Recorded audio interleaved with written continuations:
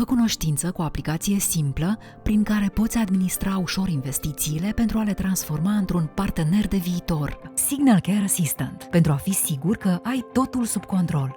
De exemplu, ai asigurarea de viață Unit Linked 101 Invest de la Signal Iduna. Ai nevoie de flexibilitate în administrarea poliței. Cum poți modifica investițiile prin Signal Care Assistant? Intri în contul tău din aplicație, iar din meniul principal selectezi categoria Modifică investițiile. Selectezi fondul de investiție din care vrei să transferi și cel în care dorești să faci transferul. Completezi apoi procentul alocat și salvezi. În plus, poți actualiza beneficiarii poliței, schimba frecvența de plată sau înregistra un top-up. Gata! Signal Care Assistant îți ușurează viața.